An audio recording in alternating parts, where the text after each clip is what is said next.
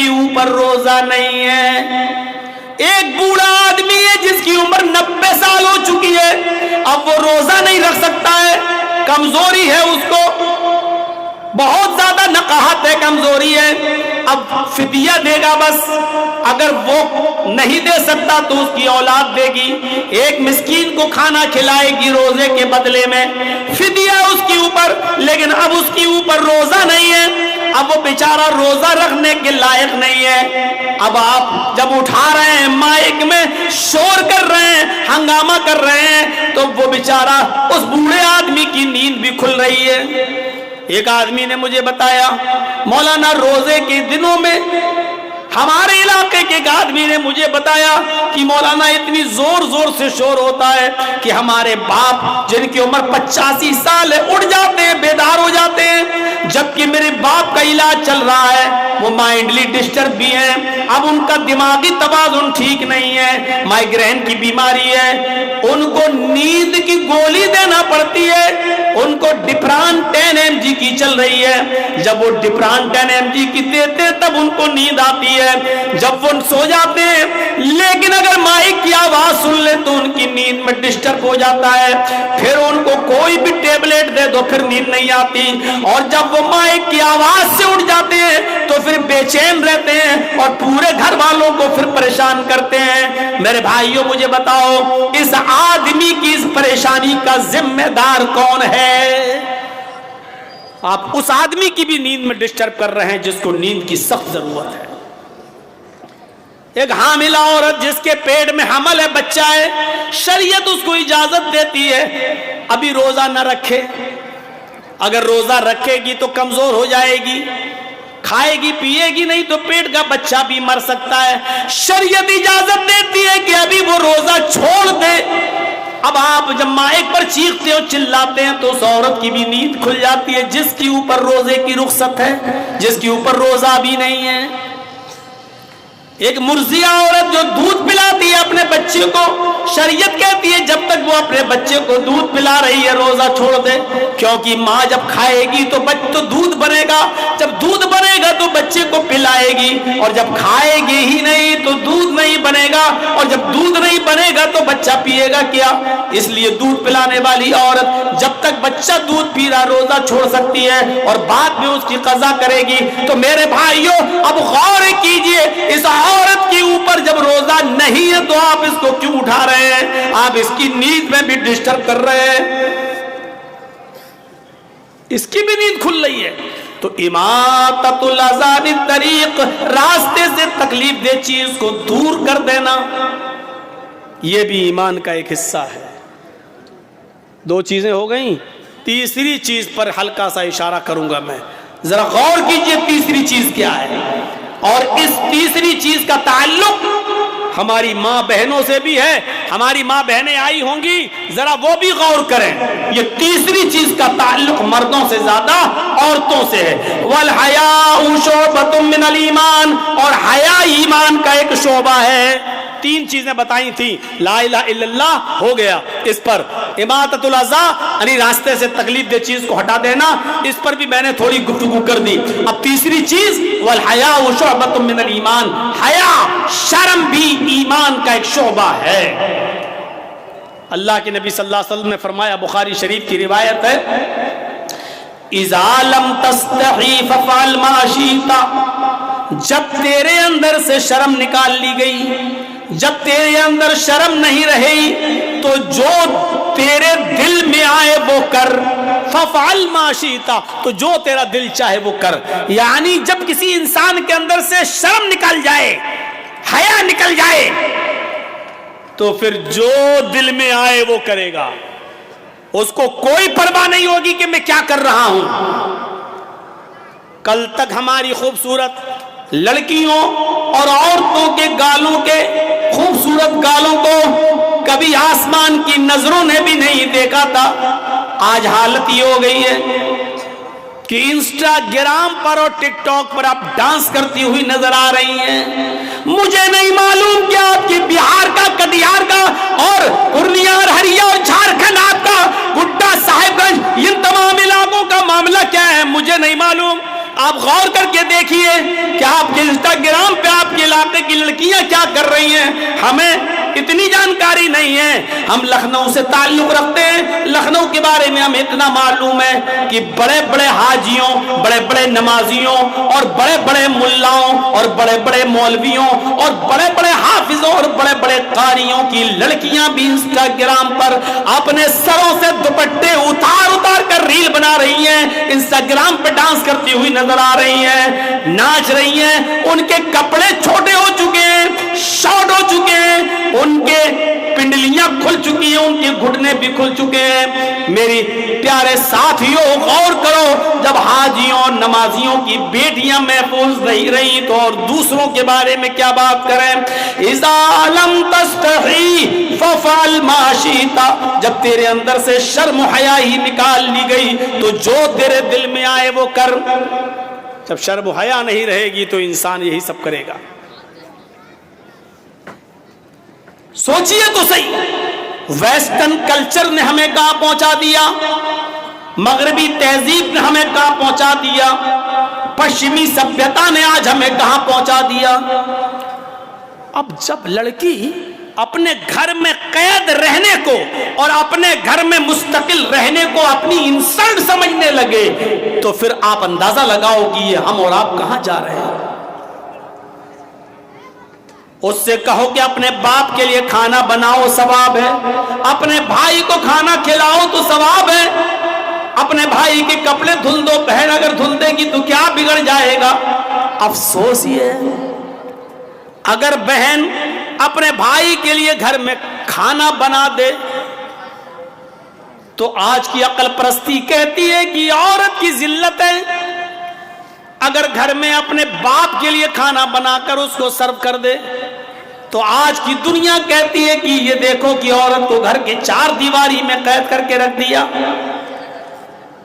اور وہی ہماری بہن، وہی ہماری بیٹی کسی کلب میں جا کر شراب کی بوتل اور بیئر کی بوتلیں کسٹمروں کے سامنے اور ناچ و گانا دیکھنے آنے والے لوگوں کے سامنے سرو کر دے تو یہ ترقی؟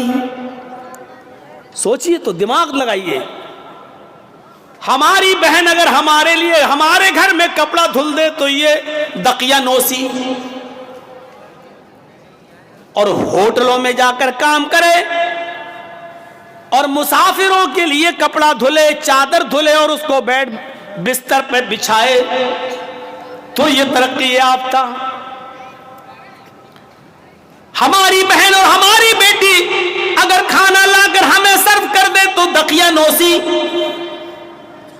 لیکن پلین کے اندر، فلائٹ کے اندر جائی اور پلین کے اندر وہی اسکرٹ پہن کر اگر ہماری وہی بہن اور ہماری بیٹی پیسنجرز کے سامنے کھانا سرو کر دے، ان کے سامنے بریک فاسٹ سرو کر دے تو ترقی یافتہ۔ اس عقل نے ہمیں کہاں کا چھوڑا ہے؟ اپنے بھائی، اپنے باپ کے لیے، اپنی ماں کے لیے، اپنی بہن کے لیے کھانا سرو کرنا تو دقیانوسی ہو گیا، اور باہر والوں کے لیے کھلانا پلانا ترقی یافتہ ہونے، لڑکی کے ترقی یافتہ ہونے کی نشانی ہو گئی۔ فرمایا اذا لم تستحی ففعل ما شئت، جب تمہارے اندر شرم و حیا نہیں رہے گی تو جو تیرا دل چاہے گا وہ کرے گا۔ ہماری بہنوں اور بیٹیوں سے جب شرم و حیا نکال لی گئی تو یہی سوچ آ گئی۔ ورنہ میرے بھائیوں غور کرو، شریعت تو یہاں تک کہتی ہے، اور یہ سب کو معلوم ہے کہ عورت مسجد میں نماز پڑھنے جا سکتی ہے، اجازت ہے، عورت مسجد میں نماز پڑھنے جا سکتی ہے۔ بلکہ اللہ کے نبی نے یہاں تک فرمایا لا تمنعوا ماء اللہ یصلین فی المسجد، اگر تمہاری عورتیں مسجدوں میں نماز پڑھنے جائیں تو ان کو ہرگز مت روکو، ان کو جانے دو۔ اگر عورتیں مسجد میں نماز پڑھنے کی اجازت مانگے تو دے دو۔ حدیث اپنی جگہ پر ہے، عورتیں مسجد میں جا سکتی ہیں۔ مسئلہ سن لیجئے، عورتیں مسجد میں جا سکتی ہیں۔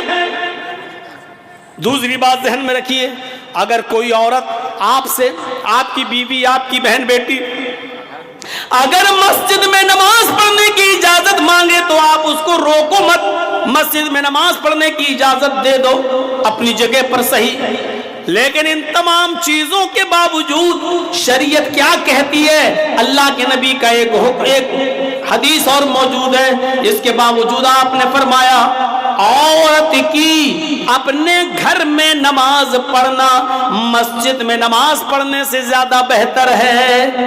عورت مسجد میں نماز پڑھنے جا سکتی ہے، عورت مسجد میں نماز پڑھنے جائے تو اس کو بالکل مت روکو، اس کو روکنے کا ادھیکار مردوں کو نہیں ہے، لیکن اس کے باوجود عورت سے یہ کہا جا رہا ہے اے عورت تو اگر اپنے گھر میں نماز پڑھتی ہے تو یہ تیرے لیے زیادہ بہتر ہے، کیونکہ تو مسجد میں آنے والے مردوں سے دور رہے گی، تو مردوں سے جتنا دور رہے گی اتنا تیرے لیے بہتر ہے۔ عورت کی اپنے گھر میں نماز مسجد کی نماز سے بہتر ہے۔ اس کے بعد فرمایا عورت کا اپنے برآمدے میں نماز پڑھنا، عورت کا اپنی گیلری میں اپنے برآمدے میں نماز پڑھنا گھر کے صحن میں نماز پڑھنے سے افضل ہے۔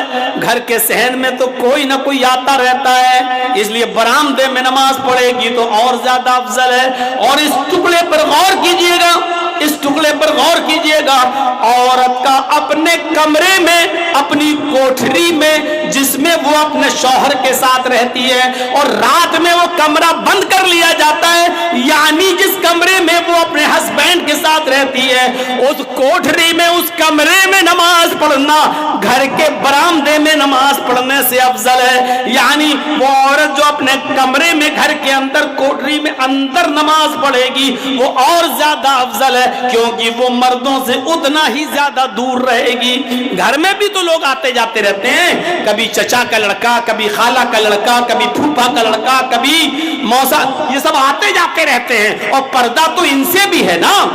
ایک لڑکی کو اپنے خالہ کے لڑکے سے بھی پردہ ہے، اپنے چچا کے لڑکے سے بھی پردہ ہے، اپنے ماموں کے لڑکے سے بھی پردہ ہے، تو پردہ تو ان سے بھی ہے، اور یہ لوگ تو گھروں میں آتے جاتے رہتے ہیں جیسے کوئی معمولی بات ہو۔ تو عورت کا اپنے کمرے میں، اپنے کوٹھے میں، اپنے بیڈ روم والے کمرے میں نماز پڑھنا باہر آنگن میں اور برآمدے میں نماز پڑھنے سے افضل ہے۔ یہ بتایا ہے، یہ عورت کی شرم و حیا ہوتی ہے۔ اللہ کے رسول صلی اللہ علیہ وسلم نے عورت کو اتنا زیادہ مردوں سے دور رہنے کا حکم دیا ہے۔ کرتے ہیں آج ہم لوگ؟ اس سے اندازہ لگائیے شرم و حیا کا، عورت کی شرم و حیا کا کیا معنی ہوا، اس سے آپ اندازہ لگائیے۔ ہاں، اس کے باوجود اگر کوئی عورتیں مسجد میں آنا چاہیں پردے کے ساتھ تو آ سکتی ہیں، کوئی بات نہیں، لیکن ایک اور نقطہ دیکھیے، اگر تم مسجد میں جا بھی رہی ہو تو جاؤ، نماز پڑھنے کے لیے اجازت ہے، لیکن اس وقت بھی تمہارے لیے ایک حکم ہے۔ اللہ کے نبی کے زمانے میں عورتیں مسجد میں آیا کرتی تھی، ہر عورت چاہتی تھی کہ میں محمد رسول اللہ کے پیچھے نماز پڑھوں۔ نبی کے پیچھے نماز پڑھنے کا مقام و مرتبہ ہی کچھ الگ ہے، تو ہر عورت چاہتی تھی کہ میں نبی کے پیچھے نماز پڑھوں، اور وہ جایا بھی کرتی تھی اور نبی کے پیچھے نماز بھی پڑھتی تھی۔ اس موقع پر اللہ کے نبی صلی اللہ علیہ وسلم نے پہلی صف کی فضیلت بتائی، مردوں کو خطبہ دیتے ہوئے پہلے صف کی فضیلت بتائی۔ آپ نے فرمایا لوگو نماز کی پابندی کرو، کوشش کرو پہلے صف میں نماز پڑھنے کی۔ تمہیں نہیں معلوم پہلے صف میں نماز پڑھنے کا ثواب کتنا ہے؟ آپ نے فرمایا اگر لوگوں کو یہ پتہ چل جائے کہ اگلی صف میں، سب سے اگلی صف میں نماز پڑھنے کا ثواب کتنا زیادہ ہے تو لوگ لڑنے لگیں گے اگلی صف میں آنے کے لیے، جھگڑا کرنے لگیں گے آگے والی صف میں نماز پڑھنے کے لیے، یہاں تک کہ قرآن اندازی کی نوبت آ جائے گی، یہاں تک کہ قرآن اندازی کی نوبت آ جائے گی، پرچیاں اٹھانے لگیں گی اور نام پڑھا جانے لگے گا۔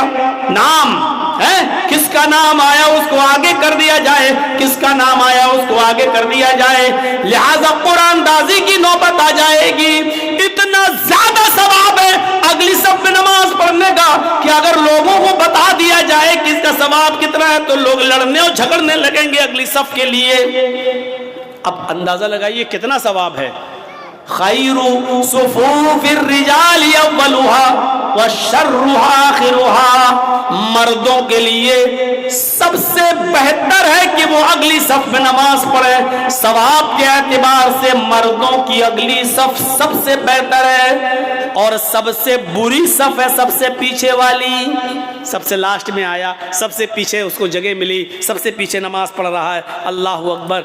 मर्द की सबसे पिछली सफ सबसे बुरी सफ है सवाब के एतबार से, सवाब की कमियों बेशी के एतबार से सबसे बेकार सफ कौन सी है? सबसे पिछली सफ। अगली सफ का सवाब देख लिया, लेकिन औरतों के बारे में क्या फरमाया? आए मस्तूरात सुनो, अगर रात के 3:15 बजे तक भी तुम यहां मौजूद हो और नीमों के इस जलसे में बैठकर सुन रही हो तो सुनो, अल्लाह के नबी जनाब मोहम्मद रसूलुल्लाह ने फरमाया, खैरु सुफूफिन निसाई आखिरुहा व शर्रुहा बलुहा। औरतों की पिछली सफ सबसे पीछे वाली सफ सबसे अफजल सफ है, सबसे बेहतर सफ है सवाब के एतबार से, और सबसे बुरी सफ है आगे वाली सफ। जर्जी साहब नमाज पढ़ा रहे हैं, अल्लाह अकबर। मेरे पीछे मर्दों की 5 सफ़ें लगी हुई हैं, 5 सफ़ें मर्दों की, उसके बाद पर्दा पड़ा हुआ है और पर्दे के पीछे औरतों की 5 सफ़ें लगी हुई हैं, 5 मर्दों की हैं, 5 औरतों की है, बीच में पर्दा पड़ा हुआ है। तो जर्जीज साहब के पीछे जो मर्दों की अगली सफ है वो सवाब के एतबार से सबसे बेहतर है, और जो सबसे 5वीं सफ जो सबसे पिछली सफ है वो सबसे बेकार सफ है सवाब के एतबार से मर्दों की। लेकिन उसके बाद पर्दा पड़ा है और पर्दे के बाद 5 सफ़ें औरतों की लगी हुई है। उन 5 सफों में सबसे पीछे वाली जो सफ है औरतों की वो सबसे अफजल सफ है। सबसे ज्यादा सवाब औरत को तब मिलेगा जब वो सबसे पीछे वाली सफ में नमाज पढ़ेगी, और सवाब सबसे कम उस वक्त मिलेगा जब वो आगे वाली सफ में, यानी औरतों की आगे वाली सफ भी सबसे बुरी सफ है सवाब के एतबार से। पीछे वाली सफ सबसे अफजल है क्योंकि वो मर्दों से उतना ही दूर रहेगी। मेरी माँ, मेरी बहनों सुनो, जब मस्जिद के अंदर भी पर्दे के बावजूद तुम्हारी सबसे पीछे वाली सफ को सबसे अच्छी सफ इसलिए कहा गया है क्योंकि तुम मर्दों से दूर रहो। जब मस्जिद में मर्दों से दूर रहने का हुक्म है तुम्हारे लिए, तो शादियों में, ब्याहों में, रस्म रवाज में, कॉलेजों में, स्कूलों में और नेता नगरी में, बाजारों में और मार्केटों में और शादियों में तुम्हारा मर्दों के साथ एक साथ जमा होना जायज कहां से हो जाएगा, और तुम्हें इसकी परमिशन कहां से मिल जाएगी जब मस्जिद के अंदर भी पर्दे के बावजूद, पर्दा होने के बावजूद तुम्हारी पिछली सफ सबसे अफजल है, आगे वाली सफ सबसे बुरी है। तो फिर तुम्हें आम जगहों पर मर्दों के साथ खल्त मल्त होने की इजाजत किसने दे दी है? जलसों में मर्दों के साथ मेले और ठेले लगाने की इजाजत किसने दे दी है? एक ही दुकान पर मर्दों के साथ और औरतों के साथ खरीदो फरोख्त की इजाजत कहां से मिल जाती है? और तुम्हें मेरे भाइयों, अच्छी बात है आपका जलसा और दूसरी जलसों से अलग होता है, या पूरी कोशिश की जाती है कि औरतों का पंडाल अलग रहे, औरतों की दुकानें अलग रहें और लेडीज को किसी भी तरीके से मर्दों तक ना आने दिया जाए। ये बेहतर चीज है, अच्छी चीज है मेरे भाइयों। कोशिश हर जगह के लिए ऐसी होनी चाहिए, लेकिन आम जगहों पर मैं देखता हूं और दूसरी जगहों पर जहां खल्त मल्त है, लड़के और लड़कियां एक ही साथ दुकानों पर खरीदो फरोख्त करते रहते हैं। मेरे प्यारे साथियों, जर्जी साहब नमाज पढ़ा रहे हैं, मेरे पीछे 5-5 सफ़ें मर्दों की लगी हैं। एक रुकू के बजाय 2 रुकू कर लिया, 2 सजदों के बजाय 1 सजदा या 3 सजदे कर लिए, भूल गया। तो अल्लाह के नबी फरमाते हैं कि अगर मर्दों को मालूम हो तो मर्द सुभान अल्लाह कहकर याद दिला दें। पीछे जो लोग मौजूद हैं उनको चाहिए कि सुभान अल्लाह, अल्लाहू अकबर कहकर याद दिला दें। लेकिन मर्दों को भी मालूम नहीं, पर्दा पड़ा है, औरतों को मालूम है कि इमाम साहब भूल गए, जर्जीस साहब भूल गए। तो औरत को अगर मालूम हो जाए कि जर्जीस साहब या कोई इमाम साहब भूल गए, बजाय रुकू के सजदे में चले गए या 2 सजदों के बजाय 3 सजदे कर लिए, तो उन औरतों को हुक्म है कि वो सुभान अल्लाह नहीं कहेंगी, अल्लाहू अकबर नहीं कहेंगी। ओ मेरे भाइयों, गौर करो, जिस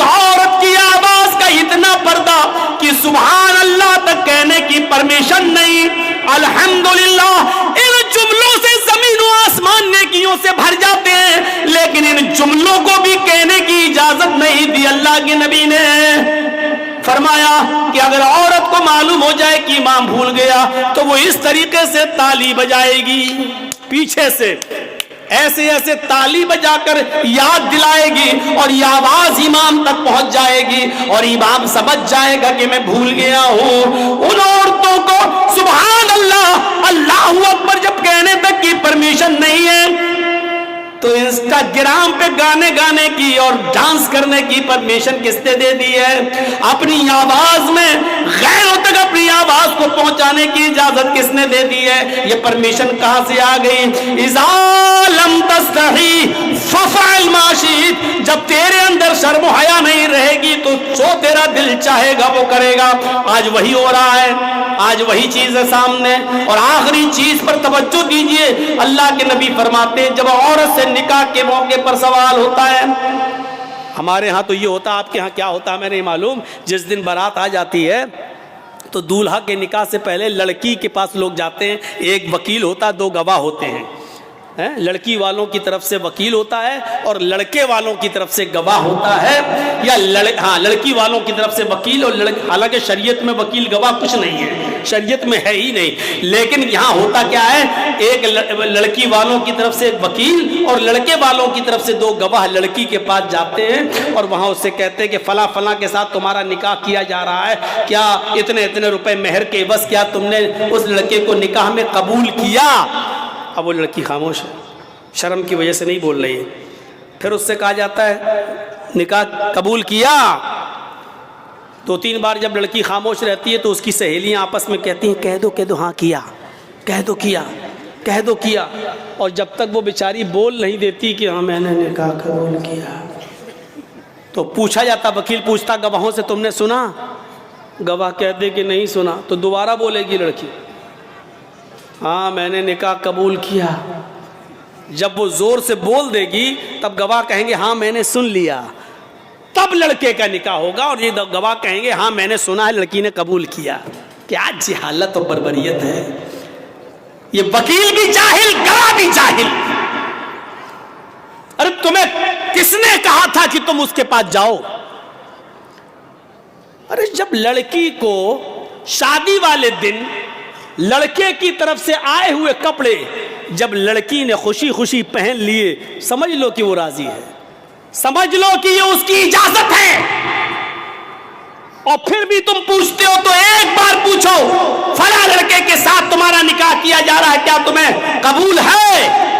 वो नहीं बोल रही है, खामोश है। अब दोबारा मत कहो उससे, क्योंकि अल्लाह के नबी ने कह दिया इज़्नुहा सिमातुहा, उसकी खामोशी ही उसकी इजाजत है। मत कहलवाओ उससे बार बार, जब वो खामोश हो गई वही उसकी इजाजत है। जब खामोशी इजाजत है तो तू जबरदस्ती क्यों कहलवा रहा है? यहाँ क्वांटिटी मुराद नहीं है, बल्कि यहाँ कसरत मुराद है। यानी ईमान की बहुत सी ब्रांचेज हैं, ईमान की बहुत सी शाखाएं हैं। जैसे हम लोग अपने मुहावरे में बोलते हैं सुधर जाओ, नहीं सुधरोगे तो 50 जूते मारूंगा तुम्हें।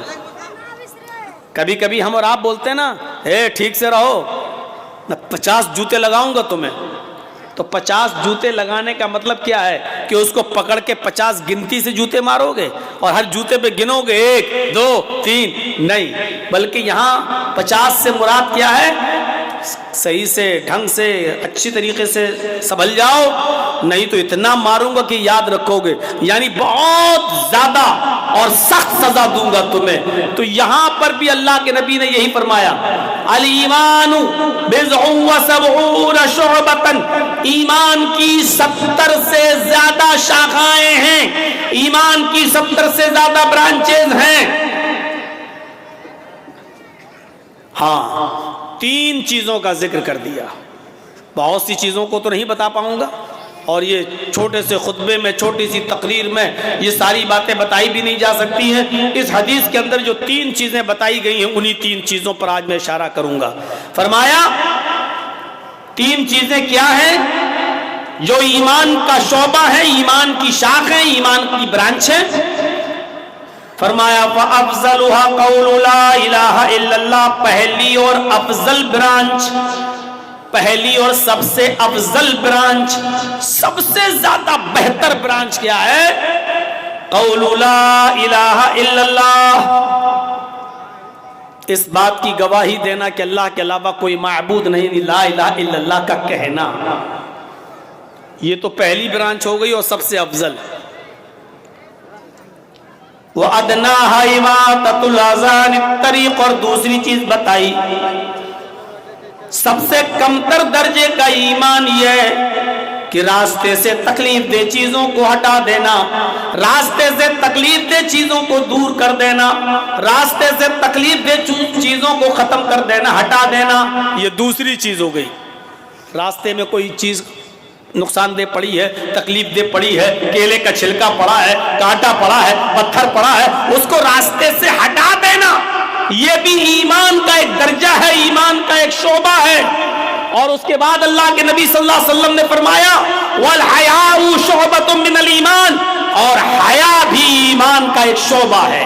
شرم و حیا بھی ایمان کا ایک شعبہ ہے۔ یہ تین چیزوں کا ذکر کیا ہے اس حدیث کے اندر اللہ کے نبی صلی اللہ علیہ وسلم نے۔ پہلی چیز وَأَفْضَلُهَا قَوْلُ لَا إِلَهَ إِلَّا اللَّهِ، لا الہ الا اللہ کا اپنی زبان سے کہنا۔ لا الہ الا اللہ پر تو تفصیلی تقریر آپ نے سن لی، ممبئی سے آئے ہوئے خطیب فضیلت الشیخ عنایت اللہ المدنی حفظہ اللہ سے آپ نے بہت اچھی گفتگو سن لی۔ میں مکمل پوری تقریر لا الہ الا اللہ پہ نہیں کروں گا، بس اتنا بتا دوں کہ لا الہ الا اللہ ایمان کا سب سے افضل درجہ ہے، سب سے اعلیٰ درجہ ہے، سب سے افضل شعبہ ہے لا الہ الا اللہ کا کہنا۔ لیکن لا الہ الا اللہ صرف زبان سے کہہ دینا کافی نہیں ہے۔ لا الہ الا اللہ یہ تو کوئی بات ہی نہیں رہی، بس کہہ دیا لا الہ۔ اب ہم نے سپنے دیکھ رکھے ہیں کہ بس بہت کچھ ہو گیا۔ لا الہ الا اللہ کو اس کے تقاضوں کے ساتھ پورا کرنا۔ لا الہ الا اللہ بھی پڑھتے جاؤ اور مزاروں پہ چادریں بھی چڑھاتے جاؤ، لا الہ الا اللہ پڑھتے جاؤ، اپنے گلوں میں تعویذ اور گنڈے بھی پہنتے جاؤ، لا الہ الا اللہ پڑھتے جاؤ اور باباؤں کی قبروں پہ چادریں بھی چڑھاتے جاؤ، لا الہ الا اللہ کہتے جاؤ اور باباؤں کی مزاروں پہ جا کر تیرے در پہ آیا ہوں تو جھولا جھولی بھر کے جاؤں گا، اس طریقے کے شرکیہ نعرے بھی لگاتے رہو، لا الہ الا اللہ کہتے رہو اور مدد اور حاجت دوسروں سے مانگتے رہو، پوری کرواتے رہو، لا الہ الا اللہ کہتے رہو اور دوسروں کے سامنے بھی سجدے کرتے رہو، لا الہ الا اللہ کہتے رہو اور دوسروں کو بھی پکارتے رہو۔ یہ لا الہ الا اللہ کا تقاضا نہیں ہے۔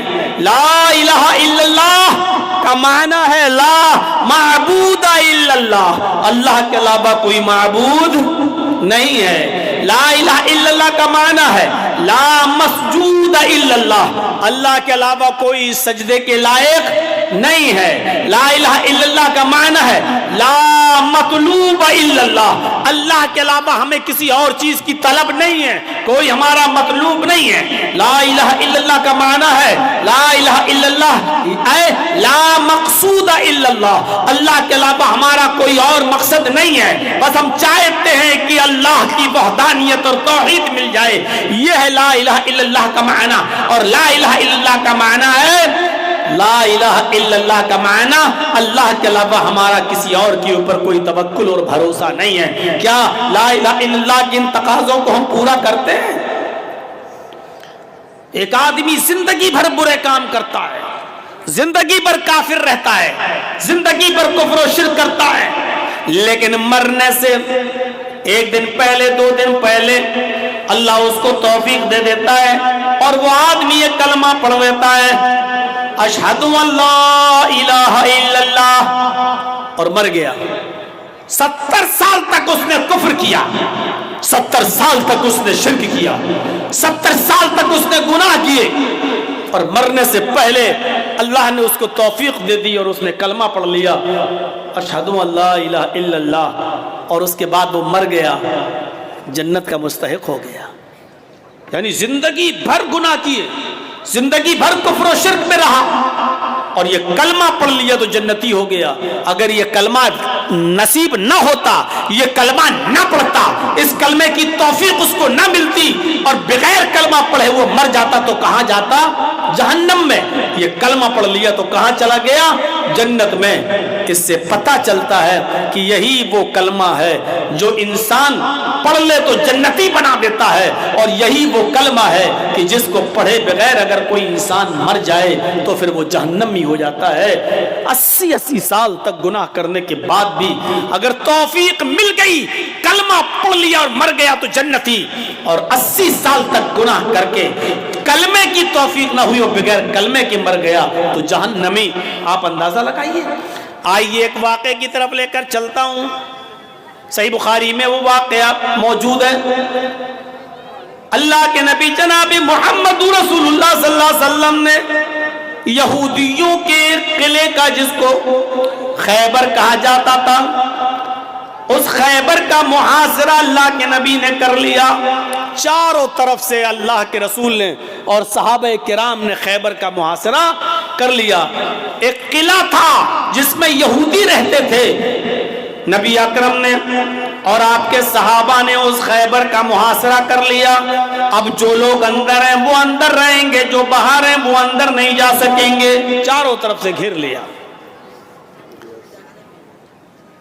खैबर का एक चरवाहा जिसका नाम असवद था, वो बकरियां चराने के लिए गया हुआ था।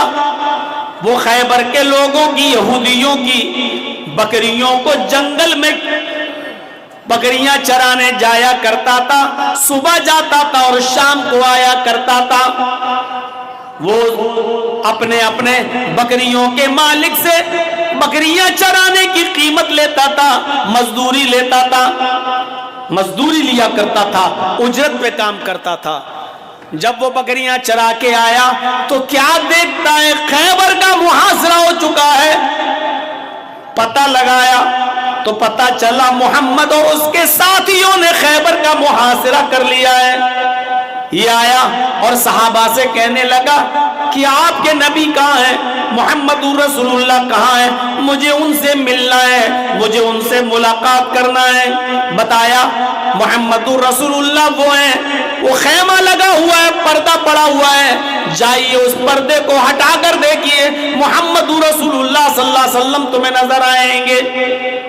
असवद नाम का ये बकरियों का चराने वाला ये यहूदी मोहम्मद रसूलुल्लाह के पास जाता है। उसके जहन में ये तसव्वुर था, उसके जहन में ये ख्याल था कि मोहम्मद रसूलुल्लाह के पास तो अच्छे खासे बॉडीगार्ड होंगे, इतने बड़े नबी और साहबा इतनी इज्जत करते हैं उनकी, तो उनके पास तो बहुत बड़े बॉडीगार्ड होंगे, कई कई बॉडीगार्ड तलवारें लिए खड़े होंगे और आसानी से मुलाकात नहीं होगी। पहले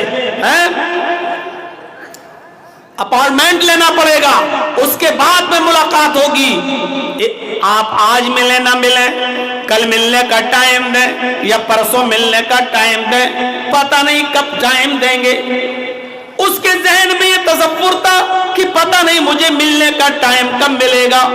लेकिन चले, जब उसने खेमे का पर्दा हटाया तो क्या देखता है कि मोहम्मद रसूलुल्लाह सल्लल्लाहु अलैहि वसल्लम आलीशान कालीन पर नहीं बैठे हैं, सोफे पर नहीं बैठे हैं, नरम गरम बिस्तर पर नहीं बैठे हैं, बल्कि कच्ची जमीन पर खजूर के पत्तों की चटाई बिछी हुई है। उसी चटाई पर मोहम्मद रसूलुल्लाह तशरीफ फरमा है। इसने कहा, क्या आप मोहम्मद रसूलुल्लाह हैं? आपने सर उठाया, फरमाया जी। असवद ने कहा, मैं असवद हूं, मैं यहूदी हूं और इसी खैबर का रहने वाला हूं जिसको आपने चारों तरफ से घेर लिया है। मैं आपसे मुलाकात करना चाहता हूं, कुछ बात करना है मुझे। आपने कहा अंदर आ जाओ। वो यहूदी अंदर चला गया, नबी अकरम सल्लल्लाहु अलैहि वसल्लम के पास बैठ गया। अल्लाह के नबी ने कहा, बोलो क्या कहना चाहते हो? उसने कहा, आप ये बताइए कि आपकी दावत क्या है, आपका पैगाम क्या है, आपकी तालीम क्या है, आप कौन सी तालीम देते हैं, आपकी दावत क्या है, आपका पैगाम क्या है? नबी नबी अकरम सल्लल्लाहु अलैहि वसल्लम ने फरमाया मेरी तालीम बस यही है और बहुत छोटी सी तालीम है, बहुत छोटी सी मेरी दावत है, और वो दावत ये है कि एक अल्लाह की इबादत करने वाले बन जाओ। कुल ला इलाहा इल्लल्लाह, सिर्फ एक अल्लाह की इबादत करो, इस बात का इकरार कर लो कि अल्लाह के अलावा कोई माबूद नहीं। असवद यहूदी था लेकिन जानता था कि मोहम्मद क्या कहलवाना चाह रहे हैं। वो जानता था कि ला इलाहा इल्लल्लाह कह दूंगा तो 360 बुतों को छोड़ना पड़ेगा। वो जानता था कि ला इलाहा इल्लल्लाह कह दूंगा तो लातो मनात को वत सुवा यऊक और नस्र को छोड़ना पड़ेगा। वो जानता था कि हमने अगर कलमा ये ला इलाहा इल्लल्लाह पढ़ लिया तो हमें अपने अपने नबियों को जो अल्लाह का बेटा मानते हैं, हजरत उज़ैर को, हमें अल्लाह के बेटे होने का इनकार करना पड़ेगा। वो जानता था कि ला इलाहा इल्लल्लाह कह देंगे तो हमें तमाम झूठे खुदाओं को छोड़ना पड़ेगा और एक अल्लाह की इबादत का मतलब एक अल्लाह से मांगना भी पड़ेगा, एक अल्लाह के सामने सर भी झुकाना पड़ेगा, एक अल्लाह के सामने सजदा भी करना पड़ेगा, एक अल्लाह को पुकारना भी पड़ेगा और एक अल्लाह की इबादत भी करना पड़ेगी। वो जानता था इस बात को, इसलिए उसने कहा ऐ मोहम्मद इब्ने अब्दुल्लाह, अगर आपकी दावत को मैं न मानूं तो मेरा क्या होगा? आपने फरमाया मरोगे तो जहन्नम में जाओगे। उसने कहा ऐ मोहम्मद इब्ने अब्दुल्लाह, अगर आपकी तालीम आपकी दावत में कबूल कर लेता हूं तो क्या होगा? फरमाया अगर तुमने मेरी दावत कबूल कर ली तो तुम जन्नत में जाओगे, यानी ला इलाहा इल्लल्लाह पढ़ लोगे तो इन्नल इस्लाम यहदिमु मा कान क़ब्ला, तो इस्लाम तुम्हारे सारे गुनाहों को माफ कर देगा। इस्लाम लाए सारे गुनाह तुम्हारे मिट जाएंगे और माफ हो जाएंगे। उसने कहा ठीक है अपना हाथ बढ़ाइए। अल्लाह के नबी ने अपना हाथ बढ़ाया। उसने कहा अशहदु अल्ला इलाहा इल्लल्लाह व अशहदु अन्ना मुहम्मदन अब्दुहु व रसूलुहु। ये कलमा पढ़ा और मुसलमान हो गया, इस्लाम ले आया। कलमा पढ़ते ही इस्लाम लाया, मुसलमान हो गया। अब दूसरा सवाल देखिए, इस्लाम तो ले आया, कलमा तो पढ़ लिया ला इलाहा इल्लल्लाह, अब उसका दूसरा सवाल ऐ मोहम्मदुर रसूलुल्लाह, ऐ अल्लाह के नबी मुझे कोई काम बता दीजिए। अभी तक तो मैं यहूदी था और यहूदियों की बकरियां चराया करता था, ये बकरियां मेरे पास मौजूद हैं। आपने खैबर को घेर लिया है, ये बकरियां उनके मालिकों तक मैं कैसे पहुंचाऊंगा? और इस्लाम ले आया, अब कोई काम तो बताइए, अब मैं काम क्या करूंगा? आपने कहा तुम जिहाद करने चले जाओ। जिहाद, नमाज का वक्त नहीं था जिस वक्त वो इस्लाम लाया, उस वक्त किसी नमाज का वक्त नहीं था, इसलिए आपने उससे ये नहीं कहा कि नमाज पढ़ो। रमजान का महीना नहीं था, इसलिए आपने उससे ये नहीं कहा कि रमजान का रोजा रखो। हज का महीना नहीं था, इसलिए आपने उससे ये भी नहीं कहा कि तुम हज करने जाओ। जब हज का महीना नहीं, रोजे का महीना नहीं, तो आपने ना रोजे का हुक्म दिया ना हज का, नमाज का कोई वक्त भी नहीं, इसलिए आपने उससे ये भी नहीं कहा कि नमाज पढ़ो। आपने कहा कि जिहाद में शामिल हो जाओ, जाओ फला जगह। उसने कहा अल्लाह के नबी ये लोगों की बकरियां हैं। आपने फरमाया हाँ, अगर इन बकरियों को यहाँ छोड़ गए और जिहाद में चले गए और शहीद हो गए तब भी जन्नत नहीं मिलेगी, जब तक इन बकरियों को उनके मालिकों के हवाले न कर दो। जाओ पहले इन बकरियों को उनके मालिक के हवाले कर दो। देख रहे हैं, अमानत में खयानत नहीं कर सकते हो, चाहे कितना बड़ा नेक अमल आप कर जाइए, लेकिन अगर आपने किसी का हक मारा है तो आपको जन्नत नहीं मिलेगी। आप किसी के साथ बेईमानी कर रहे हैं, किसी की अमानत में खयानत कर रहे हैं, तो आपके लिए जिहाद जैसा अमल भी बेकार हो जाएगा। जिहाद जैसा अमल भी आपका काबिल कबूल नहीं है। आपने कहा जिहाद में बाद में जाना, पहले लोगों की बकरियों को उनके मालिकों के हवाले कर दो। आपने कहा जाओ खैबर का थोड़ी देर के लिए दरवाजा खोल दो और ये आदमी असवद उस खैबर के अंदर दाखिल हो जाए और लोगों की बकरियों को लोगों के हवाले कर दे। उसने सहाबा से कहा کہ بس ان بکریوں کو مجھے دروازے تک پہنچانا ہے، آپ دروازہ کھول دیجئے۔ جیسی دروازہ کھولا بکریاں دروازے کے اندر داخل ہو گئیں اور وہاں سے وہ اپنے اپنے گھر چلی گئیں، کیونکہ بکریوں کو اتنی شناخت تھی کہ میرا گھر کون سا ہے۔ بس دروازے تک بکریوں کو چھوڑا اور بکریاں اپنے اپنے مالکوں کے گھر چلی گئیں۔ اس کے بعد اسود نے تلوار لی اور میدان جنگ میں چلا گیا۔ اسود نے تلوار اٹھائی اور میدان جنگ میں شامل ہو گیا، پھر لڑا، کافی لڑا، اتنا لڑا کہ 2-4 کافروں کو قتل بھی کیا، لیکن زیادہ دیر میدان جنگ میں نہ ٹھہر سکا اور پھر تلوار اس کی اوپر چل گئی، یعنی اسود بھی قتل کر دیے گئے، اسود بھی مارے گئے، اسود بھی شہید ہو گئے۔ اسود کی ڈیڈ باڈی پڑی ہے، اسود کی لاش زمین کی اوپر پڑی ہے۔ صحابہ آگے دیکھ رہے ہیں، جو لوگ میدان جنگ میں تھے ان کو پتہ ہی نہیں یہ کون ہے، کیونکہ ابھی اسلام لایا ہے، پتہ ہی نہیں یہ کون ہے۔ اللہ کے رسول کو بلایا گیا، اے اللہ کے نبی اس لاش کے ساتھ کیا سلوک کروں، ہم تو اس کو پہچانتے نہیں کہ یہ کون ہے۔ یہ آیا، ہماری طرف سے مدافعت کیا، 2-3 کافروں کو مارا اور پھر کسی کی تلوار اس کو بھی لگ گئی اور یہ بھی مارا گیا۔ اس لاش کا کیا کروں، ہمیں تو معلوم نہیں یہ کون ہے۔ آپ نے فرمایا یہ اسود ہے، خیبر کا یہودی تھا، ابھی تھوڑی دیر پہلے تو اسلام لایا، ابھی تو مسلمان ہوا اور جنگ میں شریک ہو گیا اور قتل کر دیا گیا، شہید ہو گیا۔ یہ پہلا شخص ہے، یہاں غور کیجئے گا، یہ پہلا شخص ہے جس نے ایک بھی نیکی نہیں کی، یہ پہلا شخص ہے جس نے ایک بھی نماز نہیں پڑھی، یہ پہلا شخص ہے جس نے ایک بھی روزہ نہیں رکھا، یہ پہلا شخص ہے جس نے ایک بھی حج نہیں کیا، اسلام لایا، کلمہ پڑھا، جہاد میں شامل ہوا اور قتل کر دیا گیا، مارا گیا، شہید ہو گیا۔ اللہ نے اس کو جنت دے دی، یعنی یہ جنت کا مستحق ہو گیا۔ دیکھیے پوری زندگی گناہ کے کام کرتا رہا، یہودی رہا، مشرک رہا، کافر رہا، لیکن کلمہ پڑھتے ہی جہاد میں شامل ہو گیا، شہید ہو گیا اور جنتی۔ ایک بھی نماز نہیں پڑھی لیکن جنتی، ایک بھی روزہ نہیں رکھا لیکن جنتی، ایک بھی حج نہیں کیا لیکن جنتی۔ تو لا الہ الا اللہ کا معنی سمجھ رہے ہیں آپ؟ ایمان کا سب سے افضل اور اعلیٰ درجہ کیا ہے؟ لا الہ الا اللہ کہنا۔ اس نے لا الہ الا اللہ کہہ دیا اور جنت کا مستحق ہو گیا۔ آئیے، ایک 12 سال کا بچہ یہودی کا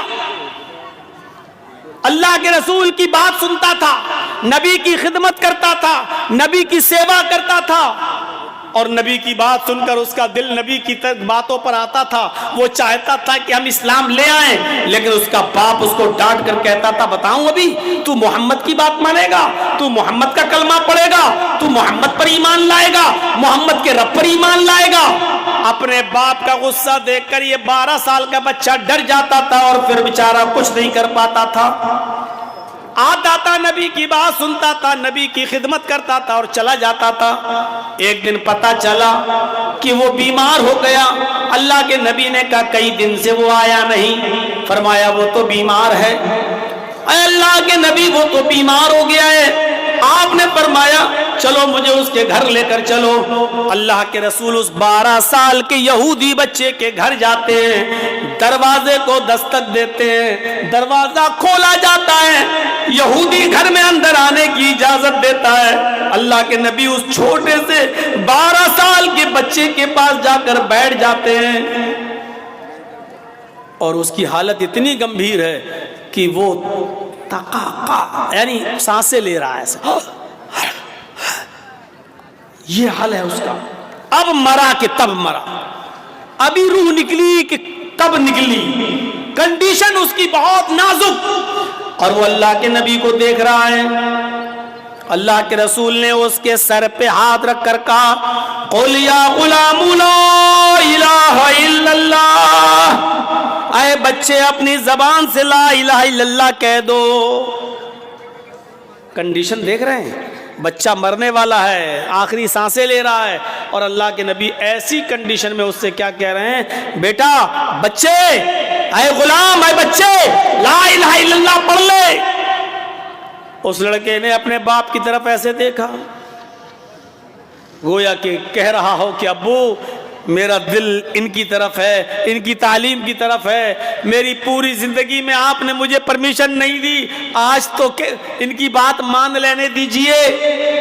زبان سے کہہ نہیں پا رہا ہے لیکن ایسے دیکھ کر اشارہ دیکھ رہا ہے اپنے باپ کو۔ اس کے باپ نے سمجھ لیا کہ میرا بیٹا جب آتا تھا اللہ کے رسول کے پاس سے تو مجھ سے نبی کی تعریف کرتا تھا، محمد رسول اللہ کی باتیں بتاتا تھا اور اسلام لانے کے لیے آمادہ تھا، لیکن میرے ڈر کی وجہ سے نہیں لاتا تھا۔ تو باپ نے آج اپنے بچے کے چہرے کو دیکھا تو کیا فرمایا؟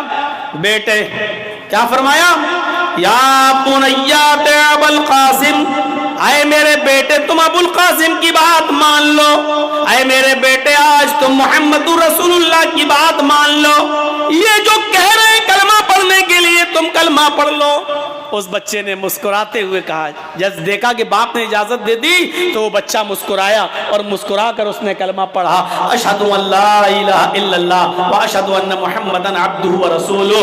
بخاری کے الفاظ، یہاں اس نے کلمہ پڑھا اور کلمہ پڑھتے ہی اس بچے کا انتقال ہو گیا، کلمہ پڑھتے ہی اس بچے کی روح قبض عنصری سے پرواز کر گئی، کلمہ پڑھا اور کلمہ پڑھتے ہی اس بچے کی روح قبض عنصری سے پرواز کر گئی۔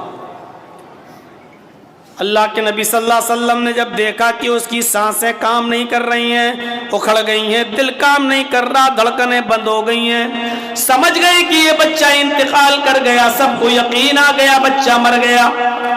اللہ کے نبی اپنے جہاں بیٹھے تھے اس کے سرہانے کے پاس وہاں سے اٹھتے ہیں اور کھڑے ہو کر یہ جملے ادا کرتے ہیں، الحمدللہ الذی انقذہ عن النار۔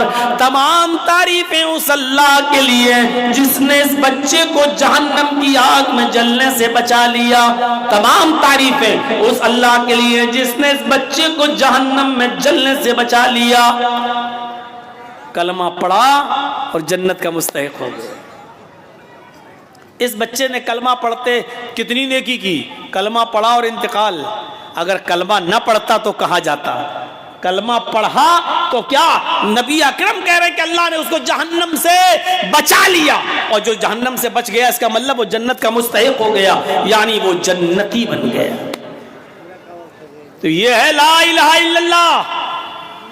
لا الہ الا اللہ کے تعلق سے ایک چیز اور بتاؤں گا اور اس کے بعد دوسری چیز پر آ رہا ہوں میں۔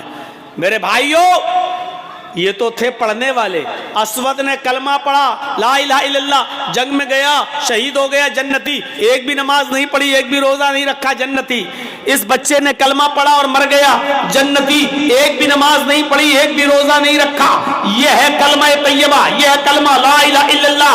اور آئیے اس کے برعکس میں آپ کو ایک اور منظر دکھاؤں، جنہوں نے کلمہ نہیں پڑھا ان کا انجام کیا ہوا۔ چچا، نبی اکرم کے چچا ابو طالب،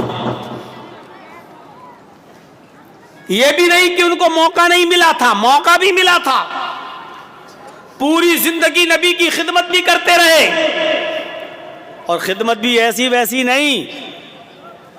اللہ کے نبی جب پیدا ہوئے تو ماں نہیں، 6 سال کے ہوئے ان کی ماں جب ان کو ان کے باپ کی قبر دکھلا رہی تھی اپنے شوہر کی، تو شوہر کی جدائی میں خود ان کی روح نکل گئی اور اٹیک پڑا اور ماں آمینہ کا انتقال ہو گیا۔ 6 سال کی عمر میں محمد رسول اللہ نے اپنے باپ ہی کی قبر کے پاس اپنی ماں کو بھی دیکھ لیا کہ انتقال کر گئی، ماں بھی مجھے چھوڑ کے چلی گئی۔ دادا نے پالا عبد المطلب نے، اور 8 سال کے ہوئے محمد رسول اللہ تو دادا بھی چھوڑ کے چلے گئے۔ اب 8 سال سے لے کر 25 سال تک، جب تک کہ محمد رسول اللہ کی شادی نہیں ہو گئی حضرت خدیجہ سے، تب تک محمد رسول اللہ کو ابو طالب کھلاتے رہے، پلاتے رہے، پالتے رہے، پوستے رہے، بڑا کرتے رہے، جوان کرتے گئے، یہاں تک کہ خدیجہ سے نکاح ہو گیا، اس کے بعد بھی اپنے پاس رکھے رہے، یہاں تک کہ آپ کی عمر 40 سال ہو گئی اور نبی بن گئے۔ اور نبوت کے بعد جب کھلم کھلا دعوت و تبلیغ کا حکم دیا گیا تو آپ نے کھلم کھلا دعوت و تبلیغ کا परचम लहराया, काफिरों ने मारा सताया, तो अबू तालिब मोहम्मद रसूलुल्लाह को बचाते रहे। अल्लाह के नबी लोगों को एक अल्लाह की दावत देते रहे और जो परेशानियां आती थी अबू तालिब उस पर बचाते रहे। और एक दिन आया कि काफिरों ने यहाँ तक कह दिया कि अबू तालिब अब पानी हद से आगे चढ़ गया, आए अबू तालिब अब पानी बहुत ज्यादा सर चढ़ गया है, अब अबू भतीजे को मेरे हवाले करो, इसने हमारा जीना दो भर कर दिया है, इसने हमारा रहना दो भर कर दिया है, इसने हमारे माबूदों को बुरा भला कह कहकर हमारी जिंदगी तंग कर दी है, अब हम आपके भतीजे को नहीं छोड़ेंगे, इस भतीजे को हमारे हवाले करो। अबू तालिब ने कहा वाह, अपना भतीजा हम तुम्हें दे दें और तुम इसको सजा दो, मैंने बड़ी प्यार से मोहब्बत से पाला पोसा बड़ा किया। फरमाया अगर आपको बच्चे पालने का इतना शौक है तो मैं अपना बेटा तुम्हें दे देता हूँ। अबू तालिब तुम उस बच्चे को खिलाओ, मैं अपना बेटा दे देता हूँ, तुम उसको खिलाओ पिलाओ बड़ा करो, वो तुम्हारी खिदमत करेगा, तुम्हारे साथ रहेगा, लेकिन तुम्हारे भतीजे को मैं मारूंगा और तुम्हारे भतीजे को हमारा समाज हमारी सोसाइटी जो सजा देगी वो देगी। अबू तालिब ने कहा वाह कितना अच्छा फैसला कर रहे हो, तुम्हारे बच्चे को मैं खिलाऊं पिलाऊं पाल पोस कर बड़ा करके सांड बनाऊं, सांड कर दूं और मेरे भतीजे को ले जाकर तुम उसकी टिक्का बोटी करो, तुम उसको कत्ल करो, तुम उसको मारो। कितना अच्छा फैसला कर रहे हो तुम, ये फैसला है तुम्हारा। तो आए अबू तालिब तो अब समझ लो कि मामला कितना आगे बढ़ने वाला है, तुम्हारे भतीजे ने हमारा रहना दोबर कर दिया है, जिंदगी तंग कर दी है, समझा लो अपने भतीजे को, अगर नहीं माना तो जहां मिलेगा हम तुम्हारे भतीजे को कत्ल कर देंगे। जब ये सारे लोग चले गए तो अबू तालिब ने मोहम्मद रसूलुल्लाह को बुलाया और एक ही बात कही कि मेरे भतीजे मैं तुम्हें बेटे की तरह पाला हूं, पोसा हूं, पाल पोस कर तुम्हें बड़ा किया हूं, अब इन काफिरों को इनके हाल पे छोड़ दो, ये अब पानी हद से ज्यादा चढ़ गया है, अब इनकी बर्दाश्त से बाहर हो गया है। अरे मेरे भतीजे ये तुम्हें कत्ल करना चाहते, तुम्हें मारना चाहते हैं और मैं भी इतना कमजोर हो चुका हूं कि अब मैं तुम्हारी कितनी मदद कर सकता हूं ये तुम देख सकते हो। मेरे नातवा कांधों पर, मेरे कमजोर कांधों पर इतना बोझ न डालो कि मैं उसे बर्दाश्त न कर सकूं, मेरे नातवा कांधों पर इतना बोझ न डालो कि मैं उसे सह न सकूं, मेरे नातवा कांधों पर इतना बोझ न डालो कि मैं उसे बर्दाश्त न कर सकूं। इसके बाद अल्लाह के नबी ने जवाब दिया है चचा अगर ये काफिरीन मक्का सूरज उखाड़ के लाए दाएं हाथ पे रख दें और चांद उखाड़ के लाए बाएं हाथ पर रख दें, फिर भी मैं दीन हक से बाज नहीं आऊंगा, फिर भी मैं ला इलाहा इल्लल्लाह की दावत देता रहूंगा। रही आपकी बात तो आप अगर मदद न करना चाहे तो मत कीजिए, अगर आप अपना हाथ उठाना चाहते हैं तो उठा लीजिए, आपकी मर्जी है, लेकिन मैं तो दावत देता रहूंगा। ये कहकर आप जाने लगे तो भतीजे को आवाज देते हुए चचा ने भतीजे को आवाज दी, अपने भतीजे की आंखों में आंसू देखे, मोहम्मद रसूलुल्लाह की आंखों में आंसू देखे तो चचा ने उनको आवाज दी और बुलाया यब्ना अखी, आए मेरे भाई के बेटे, यानी आए मेरे भतीजे इधर आओ।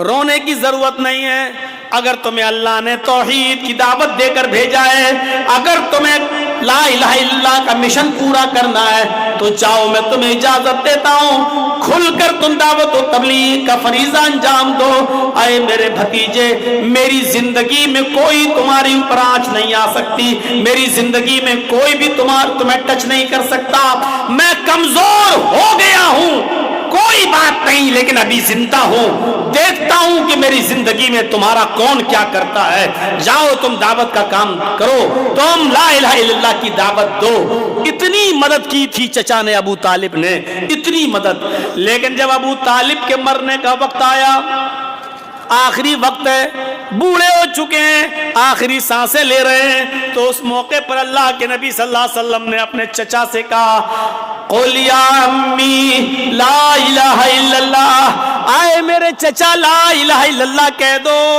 आए मेरे चचा आखिरी वक्त है, इस बीमारी में कोई आदमी बचता नहीं है, आए मेरे चचा ला इलाहा इल्लल्लाह कह दो। चचा ने इनकार किया। अल्लाह के नबी ने फरमाया क़ुल या अम्मी ला इलाहा इल्लल्लाहु फी उज़ुनी, आए मेरे चचा अगर ये कलमा जोर से नहीं पढ़ सकते हो कि लोग सुन लेंगे और आपके मरने के बाद आपको ताने मारेंगे, अगर इसलिए नहीं पढ़ना चाहते हो तो कोई बात नहीं, मैं अपना कान आपकी तरफ बढ़ा रहा हूं। आए मेरे चचा मेरे कान में कह दो ला इलाहा इल्लल्लाह। देख रहे हैं, फी उज़ुनी, आए चचा मेरे कान में कह दो अशहदु अल्ला इलाहा इल्लल्लाह। सिर्फ धीरे से मेरे कान में कह दो। अगर धीरे से मेरे कान में कह दिया अशहदु अल्ला इलाहा इल्लल्लाह, कसम है उस जात की जिसके कब्जे में मेरी जान है, मैं अल्लाह के सामने गवाही दे दूंगा कि अल्लाह मरने से पहले मेरे चचा ने कलमा पढ़ा है, ला इलाहा इल्लल्लाह का इकरार किया है, तू मेरे चचा को बख्श दे, मैं बख्शवा लूंगा अल्लाह से, बस मेरे कान में कह दीजिए। लेकिन अबू तालिब ने क्या कहा, आए मेरे भतीजे मैं आहिस्ता से और कान में भी ला इलाहा इल्लल्लाह नहीं पढ़ सकता, मैं नहीं चाहता कि मेरे मरने के बाद लोग मुझे ये कहें कि देखो अबू तालिब ने आखिरी वक्त में अपने बाप दादा का दीन छोड़ दिया है। अरे मेरे भतीजे मैं उसी दीन पर मरना चाहता हूं जो दीन पर मेरा बाप मरा है अब्दुल मुत्तलिब, मैं उसी दीन पर मरना चाहता हूं और कलमा नहीं पढ़ा। अबू तालिब का इंतकाल हो गया, अबू तालिब मर गए लेकिन कलमा उनको नसीब नहीं हुआ। और जानते हो फिर क्या हुआ, जब कलमा नहीं पड़ा तो कहाँ गए, जहन्नम में। हमदर्दी और मोहब्बत के नाते नबी अकरम ने अल्लाह को पुकार कर कहा कि अल्लाह मेरे चचा को बख्श दे, अल्लाह मेरे चचा ने मेरी बहुत खिदमत की है, अल्लाह मेरे चचा ने मेरा कदम कदम पर साथ किया, लेकिन अर्श वाले ने वही भेजकर नबी अकरम को मुतनब्बह कर दिया, केयरफुल कर दिया। आए मोहम्मद आइंदा अपने चचा के बारे में दुआए मग़फ़िरत मत करना, तुम्हारा चचा अबू तालिब हालत कुफ्र में मरा है और काफिरों को मैं जन्नत नहीं देता हूं। तुम्हारा चचा हमेशा हमेशा के लिए जहन्नम में रहेगा अबू तालिब, उसको जन्नत की खुशबू भी नहीं मिलेगी। हाँ तुम्हारी मदद किया, तुम्हारी हेल्प किया, तुम्हें दुश्मनों से बचाता रहा, इसके बदले में हम इतना जरूर कर देंगे कि तुम्हारे चचा को सबसे हल्का अजाब देंगे। जहन्नम में जहन्नमियों को जो अजाब देंगे उनमें सबसे हल्का अजाब हम तुम्हारे चचा को देंगे, लाइटली अजाब तुम्हारे चचा को देंगे, लेकिन तुम्हारे चचा को हम जन्नत नहीं देंगे, जहन्नम से नहीं निकालेंगे, जहन्नम में पड़ा रहेगा। अजाब हल्का देंगे लेकिन जहन्नम से नहीं निकालेंगे, हमेशा जहन्नम में रहेगा तुम्हारा चचा। अल्लाह ताला ने जो अजाब दिया है अबू तालिब को, जानते हो जहन्नम में सबसे हल्का अजाब, आग की 2 चिंगारी दोनों पैरों के नीचे रख दी, एक इस पैर के नीचे एक इस पैर के नीचे। और चिंगारी क्या होती है, चूल्हा जलाते हो ना आप, चूल्हा जलाते हुए लकड़ी अंदर डालते हो तो चिंगारी फूटती है, या कभी कोयला जलाकर जब आप सर्दियों में तापते हो तो एक चिंगारी फूटती है। ये चिंगारी एक इस पैर के नीचे एक इस पैर के नीचे, और इन दोनों चिंगारियों की वजह से हालत ये होगी यगली मिनहुमा दिमागुहु, उनका दिमाग हांडी की तरह खोल रहा होगा। यगली मिनहुमा दिमागुहु, दिमाग हांडी की तरह खोल रहा है, जैसे हांडी के ऊपर आप गर्म पानी रख दो उबलने के लिए, तो गर्म पानी जब जोश मारता है, बॉयल